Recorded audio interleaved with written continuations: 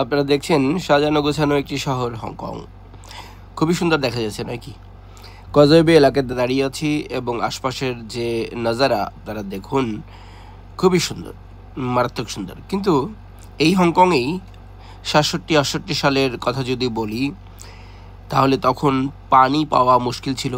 দিনে 3-4 ঘন্টা শুধু পানি পাওয়া যেত। এত রমরমা অবস্থা ছিল না। বিশ্বাস হয় না, না? কিন্তু এটাও একটা বাস্তব কথা। তো এই যে উন্নতি, এই যে সাফল্য, এই যে শহরটা ঝিলিমিলি করছে, আলোর বন্যায় ভেসে যাচ্ছে, মানুষের জীবন সুন্দর থেকে আরও আরও বেটার হয়েছে, এর জন্য কিন্তু দেশ বলুন অথবা ব্যক্তি বলুন, সবাইকে মেহনত করতে হয়, পেইন নিতে হয়। এবং এই পেইনটা কোন পেইন? সেটা হচ্ছে ডিসিপ্লিনের পেইন।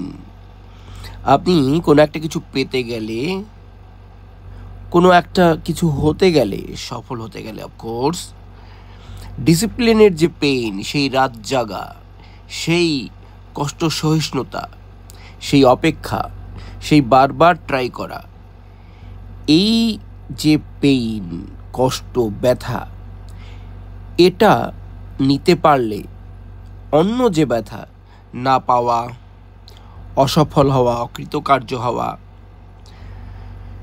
সেই ব্যর্থতার গ্লানির যে পেইন, তার চাইতে ডিসিপ্লিনের পেইন অনেক মধুর।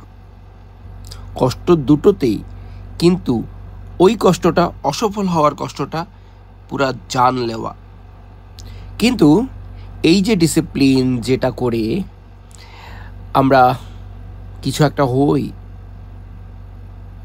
যে কাজগুলি অবশ্যই কর্তব্য এবং আমাদের করতে হবে, আমরা করব। করতে গেলে অনেক সময় আমাদের মনও সায় দেয় না। এক্সারসাইজ করতে যাব, হয়তো ভাবছি যে না, আজকে না, কালকে যাই। কিন্তু যে রোজ করবে, সে পেইনটা নিবে, সে নিরোগ থাকবে। তো যাই হোক, জিনিস দুটি খেয়াল করবেন। ধন্যবাদ।